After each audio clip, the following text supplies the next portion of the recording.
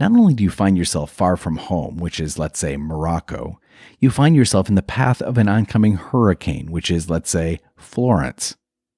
As if your surroundings weren't foreign enough, you've never experienced anything like a hurricane before. Yet when you are evacuated inland, it isn't terrifying. It is rather a turning point, actually helping you to overcome your homesickness. You're listening to 2233, a podcast of exchange stories. In Morocco, we never have hurricanes. So that's exceptional. And it will remain with me as a memory till I die. Yes, and it was the first chance for me to cross the borders, to be sociable, and to open my doors for all other cultures. And I tested myself too. How can I deal with people from different origins in such really difficult and critical situations? So this memory, it will never die.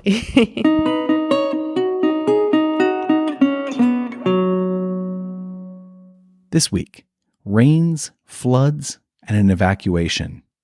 Coastal Carolina chickens and Clemson tigers, and highlighting the strength of Arab women.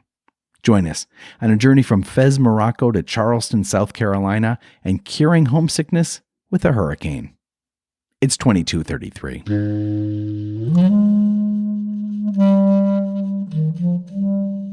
We report what happens in the United States, warts and all.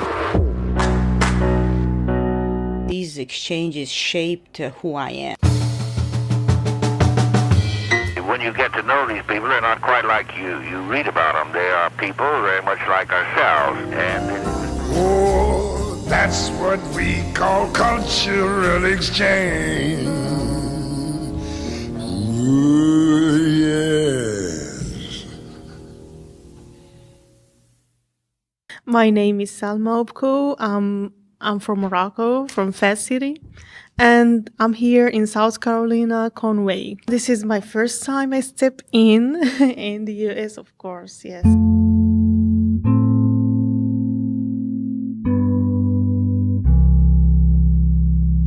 Before I arrived, I was really anxious about it because I know nothing about America. I just studied about it. We had a course called the US, and it was my dream to see this US. And so I thought it would be just like an adventure because I have no background about America before. And more than that, I've been teaching in Morocco, and because I teach English, not Arabic, they always ask me, have you ever been to America that you're teaching us American English? The answer, of course, is no, of course. So before I come, I always look at it as like a dream coming true.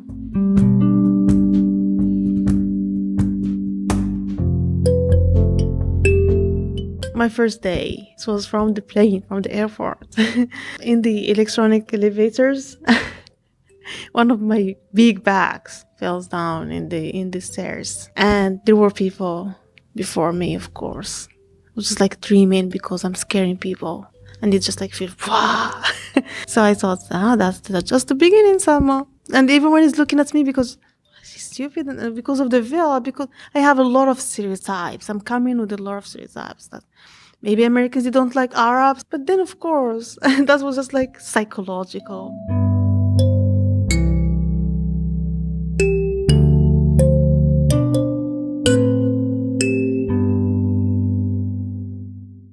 So it was really a huge homesickness at the beginning. It was not easy. So I was feeling like a foreigner. I'm a stranger. Everyone looks at me. Everyone stops me. Some may welcome me, but no one really hears or say bad words. It's just like something new coming here. So you feel that you're a foreigner, of course. Especially at the beginning, I have no friends and no FLCAs with me and no Arab people with me there. So I was a real foreigner, and it was August, so no one is there. It was like a gas. It was like, at the beginning, I was a foreigner, but with time.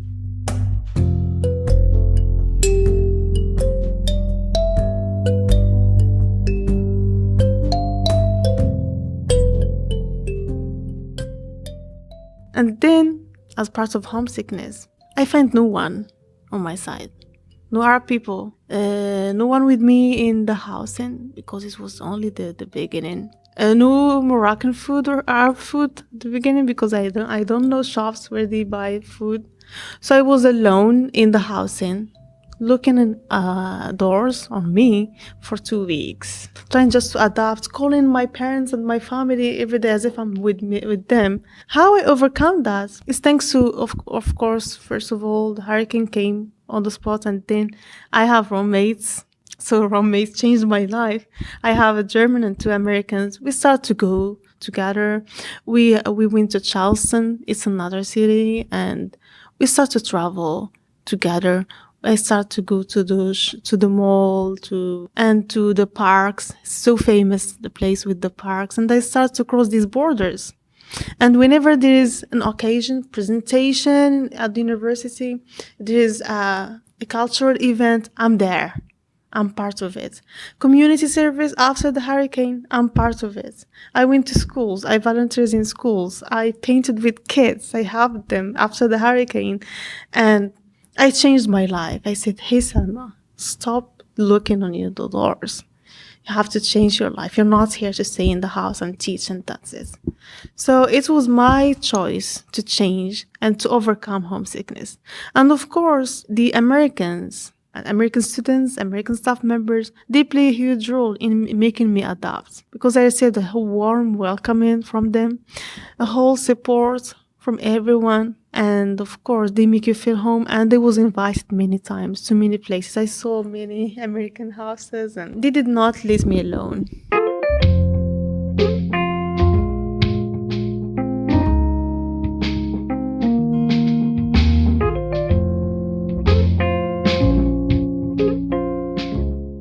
In my first day of teaching, I was really so anxious, and I did not get that interaction from my students because I'm so different from them. So I surprised myself because I was so weak at that moment. I could not really deal with that lack of interaction, and I was so scared.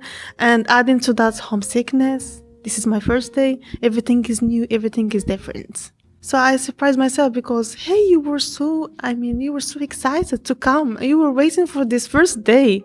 And then when I finished the session, I was so sad because I was scared that they will not interact with me, that they will not love me maybe.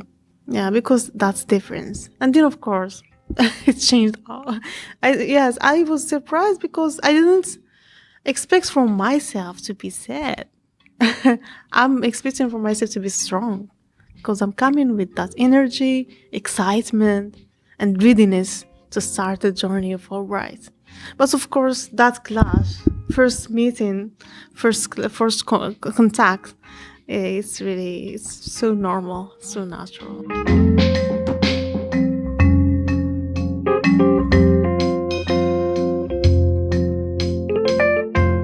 My feeling of being part of the South Carolina, of the American culture, of the American land, starts with the hurricane. We received an alarm saying that the hurricane is coming, pack your clothes and go. Of course, I phoned my supervisor. He said, don't freak out, don't worry, we are here for you, so no worries. I was really scared because we had an application.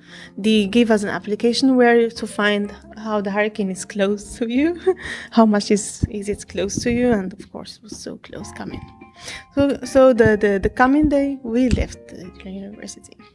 And of course, one of the best blessings of the hurricane's evacuation was going with the students. Most of the students are international students, which is like diverse.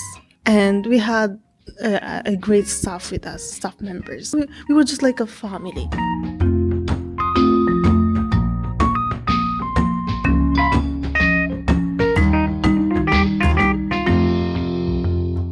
So most of the people left the university because they have their houses here, their friends to go to. And they scared us at the beginning. They said that, look, you may even sleep in the gym floor. So be prepared for anything. So we took the bus, the shuttle of the university, with the Coastal Carolinas chicken as our mascot. And we went to Clemson. It was a half a day trip. And they packed us with pillows, blankets, food. They packed us with everything. We were just like so spoiled. Yes. And of course, they said, hurricanes coming. It's maybe degree 2 to degree 3, but who knows that it will go to degree 1? But we don't know. The first day it was raining. Cats and dogs, you can't imagine.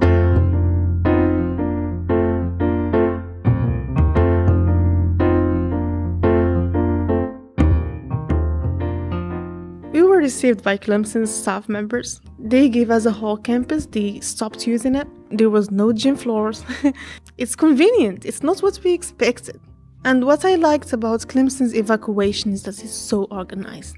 And they said that we will stay here for 5 to 6 days. That's not a problem. We should be patient for that, of course. So they make us busy with a lot of stuff. What? Games.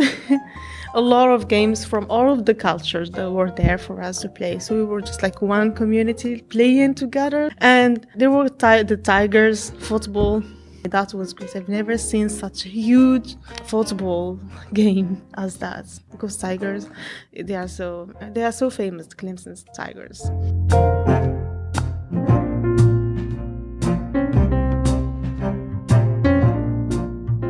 And of course, we were allowed to go even to their dining halls. One of the best parts in the dining halls is that it's full of Arab girls with the veil like me. And they come to me and we talk and we are still now friends. Till now we are friends.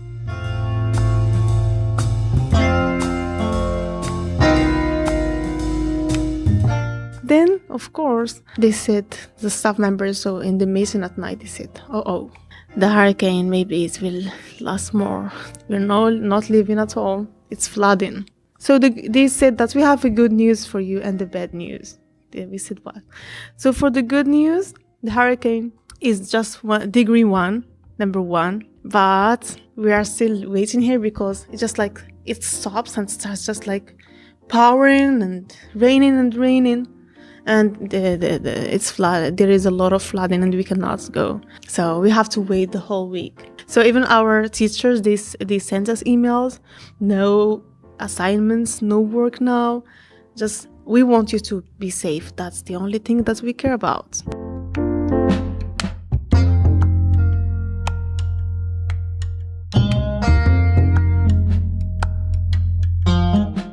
So we were just like enjoying, so spoiled, no assignments, nothing, everyone is happy. And of course, during these days, the students find this very weird that the teacher is with them. They found it's really different that I'm the teacher because I'm a primary teacher at Coastal.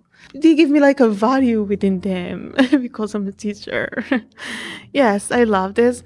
And then what I said, so we are here, just like enjoying. Let's learn something. Let's practice my Arabic teaching. So I start to teach them Arabic, and they start to write their names in Arabic, and they correct it for them, and they had a lot of joy with that. They were so happy to get that.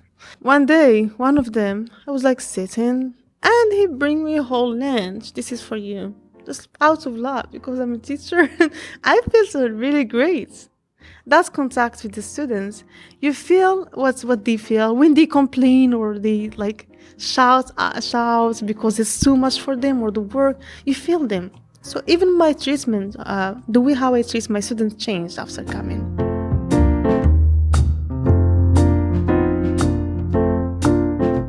I've never had a hurricane in Morocco. I've never seen it or even heard of it in Morocco. I didn't want to scare my family and to make them really worried. So I always give good news. So they contacts me. My mother contacts me every minute.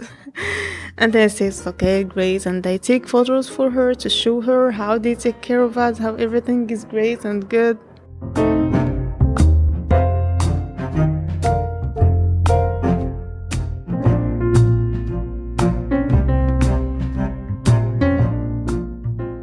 So I gave a presentation about Moroccan women and politics after the Arab Spring. To my surprise, all of the staff members of the Language and Intercultural Studies department, they came to attend. Everyone came, students, their teachers encouraged them because they know me. They encouraged me, go and you will have extra credits if you come. And of course, I talked about our political problems, the journey of the woman and the struggles. And I told them how our women changed our destiny. Otherwise, I will not be here now. And I talks about the Arab Spring and how it's affected Morocco and how what women gained after the Arab Spring and what are the results, where we go in Morocco. So here in AHA is that everyone was impressed. I received a lot of emails at night saying that you're great and I really liked your... everyone came and took pictures with me, so that was really great for me. And my chair of the department is so proud of me. And again, he sends an email to all the staff members saying to them, say congratulations to Selma for her presentation. And I love that.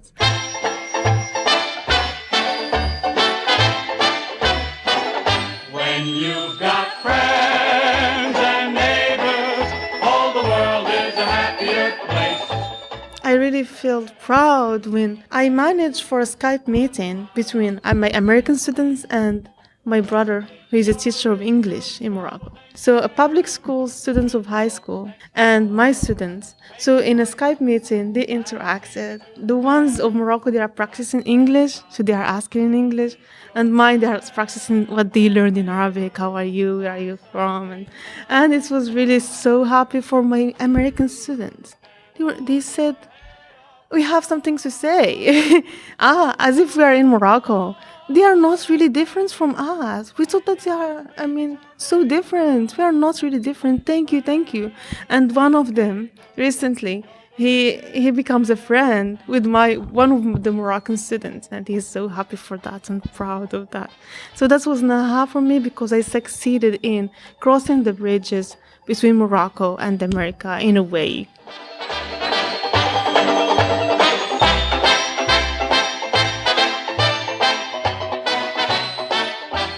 So leadership, I've never thought of it vis-a-vis teaching. I have two great teachers that you cannot even imagine how great they are. They inspired me in a way because they taught me how not to be a teacher, but a leader. Because a leader is a teacher, a person who guides, supporter, it's everything. And they always ask us, take action plans to be a leader in your classes. So every time I go to my classes, I try to be a leader in any way. Like if they need help, I take the initiative to help. If they are stuck in any problem, even if it's out of my classes, I take the initiative to do that for them, to listen. And so I really want to be a leader like them one day.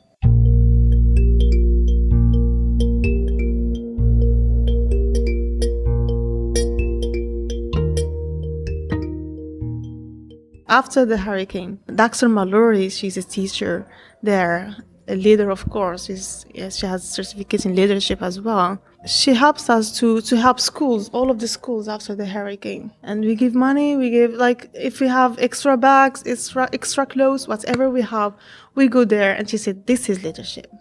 You do something for the community. So I want to be not a teacher, but a leader. And I'm trying to model them and to be a leader.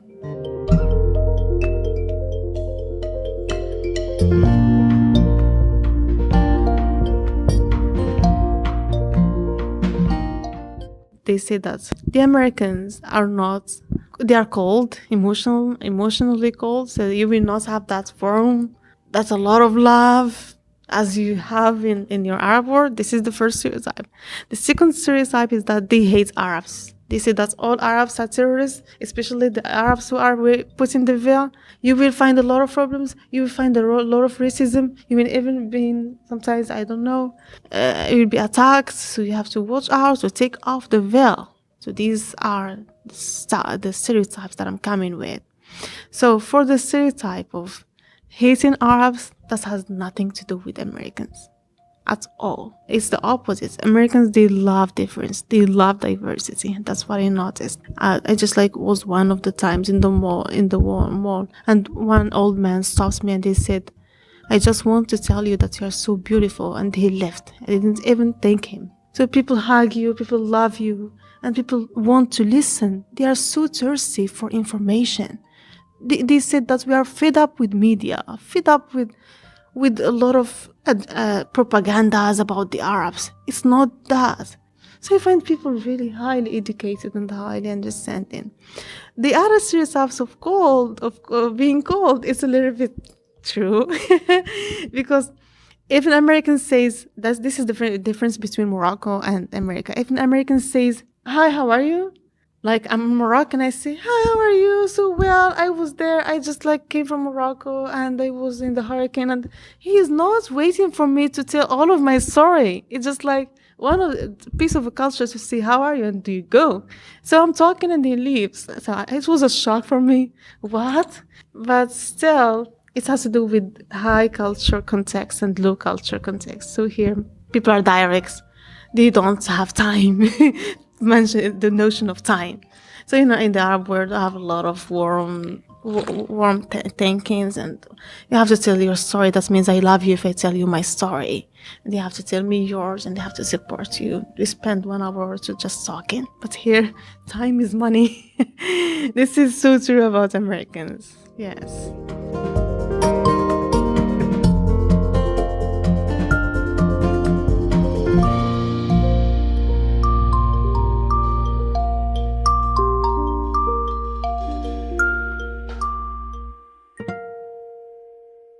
We have a kid with us, with his parents. I love this kid. And they took us to Walmart, and I thought of a bear, teddy bear. I bought it for him. That's what happened to me. I love kids. When I bought the teddy bear to that little kid, I did not expect such really great gratitude from his parents. They were really so grateful to me, and they said that he never accepts, like teddy bears, but this one, he never takes it out of his of his place. And they said that they will name the teddy bear Salma, and this will grow with him. Yes, and from that time, what happened? She came to Coastal Carolina, and she talked with them about me, and they made with me an interview, and they wrote on me a journal about my hurricane experience, and all the journal is about me. I have it here too. Yes, a journal about me, about the hurricane, but it all says Salma and the teddy bear and everything. So, such a gratitude. So here I felt that as a Muslim woman, I give a good picture about our culture, our religion too, and who we are. Yes.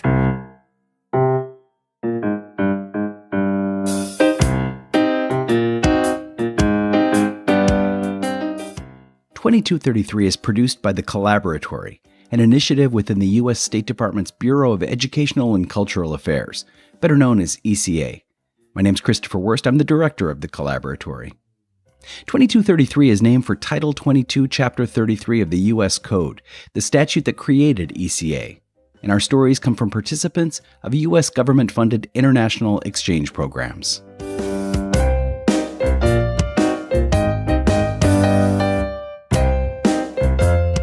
This week, Salma Oubkkou shared her stories about her current role as a Fulbright foreign language teacher, teaching Arabic to college students in South Carolina.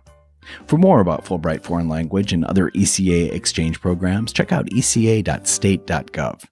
We also encourage you to subscribe to 2233, and you can do that wherever you find your podcast. And hey, leave us a positive rating while you're at it. And we'd love to hear from you. You can write to us at ecacollaboratory@state.gov. That's ecacollaboratory@state.gov. You can also check us out on eca.state.gov/2233.